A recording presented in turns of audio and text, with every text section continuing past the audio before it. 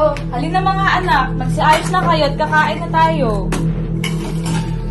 Oh, narinig nyo nanay nyo. Ayusin nyo na yan at mamaya na yan. Hala! Bakit? May nabasa ko dito sa FB, tumaas daw yung inflation rate sa Pilipinas ng 6%. Oo, may nabasa rin ako sa GMB News kanina. Sabi mataas na daw talaga ang presyo ng bigas sa tasukal. Naku, naniniwala kayo dyan. May napanood nga rin ako kanina sa YouTube. Yung smog daw sa taal kumakalat ulit.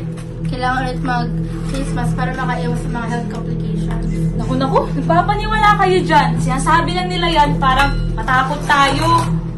Sa mundong kairaming nangyayari, kasama ka ba sa mga Pilipinong hindi na naniniwala sa balita? Balita sa Radyong Sira?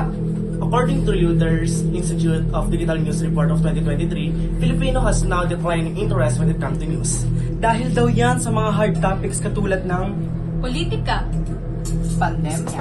social justice. Race and gender rights. Siguro, presyo ng mga bilihin. Because of that, Filipino interest in news has fallen and avoidance in news has rose. But fake news ang pinakamalaking dahilan kung bakit hindi na naniniwala ang mga Pilipino sa balita.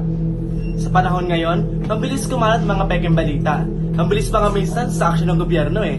Katulad ng mga plataforma ng Facebook, YouTube. TikTok.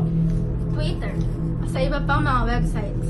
Yun nga sa .rportal.com, mayroong 85 million internet users ang bansang Pilipinas, kaya hindi malabong mabilis ang transmisyon ng pekeng balita. Dapat naman hindi tayo kain ng mga nakikita natin sa social media. Pero kung balita, dapat suriin at tukuyin natin bago natin ibahagi sa iba. Pero paano kung napatunayang totoo? Bakit hindi tayo maniniwala? Ano bang mawawala kung ito naman ay factual? Kung hindi natin paniniwalaan ng mga balita, ano na lamang ang mangyayari sa atin? Magkakanya-kanyang version na lamang ba tayo ng mga nangyayari? maging matalino sa pagpili ng ating mga news outlet. Maging mapanuri sa ating mga nababasa. Kaya dapat, laging katotohanan ang ihahain natin balita sa bawat Pilipino. At dahil katotohanan lamang ang ihahain na ulam ng isang makapagtiwalaang balita.